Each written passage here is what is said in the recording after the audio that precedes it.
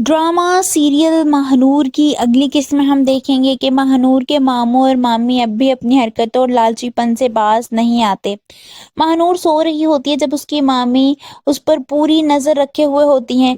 फिर वो अपने शौहर के पास जाती हैं और कहती हैं कि ये लड़की लॉटरी है, लॉटरी। जिस पर आगे से वो कहते हैं कि समझो सोने की मुर्गी हमारे हाथ लग गई है। वहीं हम देखेंगे कि महानूर बहुत ज़्यादा परेशान होती है। वो अपनी दोस्त से कहती है कि जब अम्मी साथ थी तो लगता था कि सब कुछ ठीक हो जाएगा, कोई भी परेशानी परेशानी नहीं लगती थी।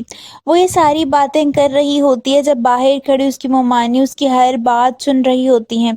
उनकी नज़र महानूर की हर एक चीज़ पर होती है। वहीं दूसरी तरफ ज़ैन अपने दोस्त से मिलता है और कहता है कि जब जब लगता है कि ज़िंदगी में इससे बुरा और क्या ही हो सकता है, तब तक ज़िंदगी में ऐसा कुछ हो जाता है कि मेरी समझ से बाहर होता है, कुछ ना कुछ बुरा ज़रूर हो जाता है। वहीं महानूर की मामी उसके पास आती हैं और उसे अपनी बातों में घुमाने की कोशिश करती हैं ताकि वो उनके साथ जाने के लिए राज़ी हो जाए। वो उसे कहती हैं कि दुनिया बहुत ज़ालिम है मेरी बच्ची, और हमारा खून इतना भी सफ़ेद नहीं हुआ कि तुझे यूँ लावारिसों की तरह छोड़कर चले जाएं। जबकि महानूर आगे से कुछ भी नहीं बोलती। दूसरी तरफ महानूर के साथ साथ महविश भी अपने बाप से मुतनफ़िर हो जाती है।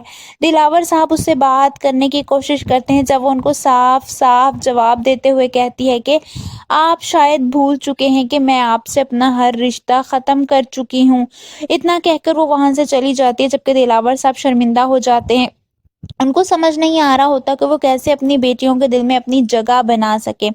दूसरी तरफ महानूर की ममानी एक बार फिर उसको बातों में उलझाते हुए कहती हैं कि तू ज़ैन को पसंद करती है ना, मैं और तेरे मामा तुझे ज़ैन के साथ ही ब्याहेंगे। ये सुनकर महानूर हैरान रह जाती है कि उसकी मामी इतनी जल्दी सबके लिए कैसे मान गई, जबकि वो इस बात से अनजान होती है कि ये भी उसकी मामी की कोई ना कोई चाल है ताकि किसी तरह वो वापस जा सके। आप सबको क्या लगता है, क्या महानूर अपनी मामी और मामू की बातों में आकर वापस चली जाएगी? कमेंट्स में अपनी राय का इजहार जरूर कीजिए।